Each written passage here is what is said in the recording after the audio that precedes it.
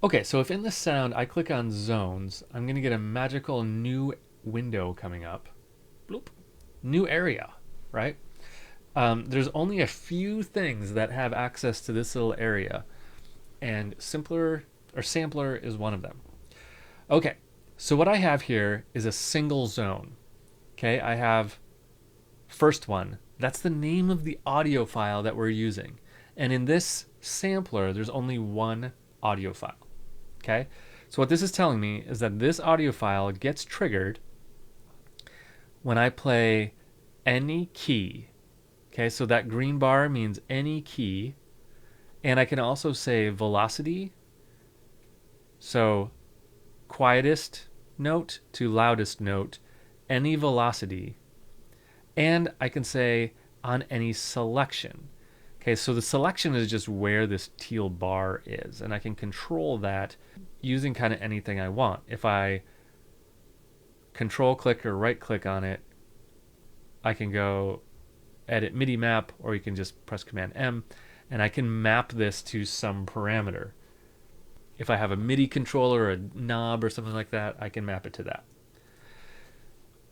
I'll show you why you'd want to do that in a minute. But let's go back to key.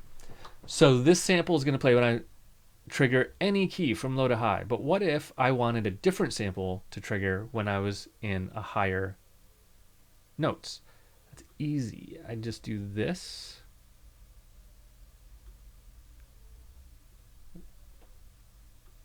Let me get that back. Okay. Now I'd add another sample and say only trigger the other sample on the high notes, right? So that way I can have two samples triggered on the same sampler, one for the low notes and one for the high notes, right? Let me show you what that would look like. I have another preset here called Chill Outs. Okay, it sounds like this.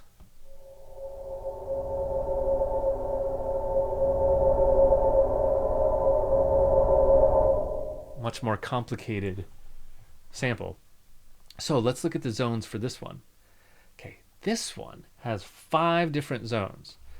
Okay, so it's going to play this audio file, this high voweler F1, when I play low notes all the way up to, looks like B1.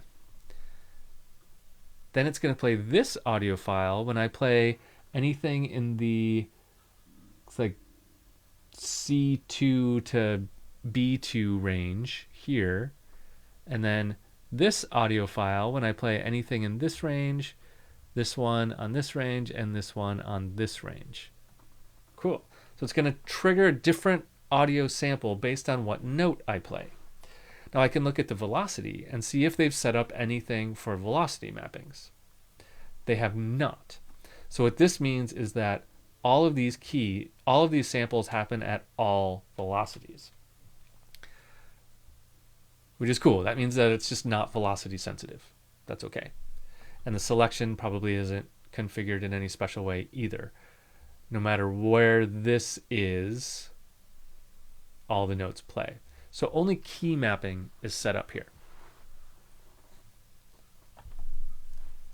So I could change it so that, let's say when I play C3, we want multiple notes to happen. You can just drag this bigger. I can just do that.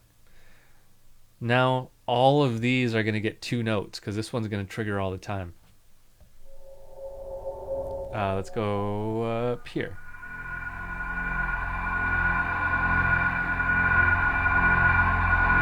Right, so now I'm getting multiple notes. And I could swap these out. This little thing I just did is a note crossfade. If you grab this little tiny bar up here, you can crossfade.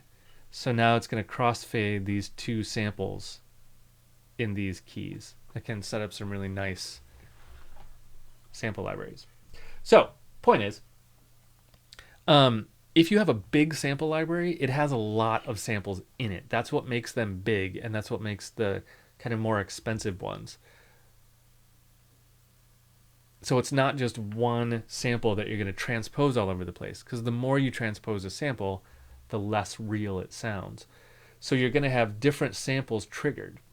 If you buy like a really high-end like piano library, you're going to have a sample for every single note. And you might have multiple samples for every single note. You might have a different sample triggered for each note and 4, maybe 5 samples based on how hard you hit that note, right?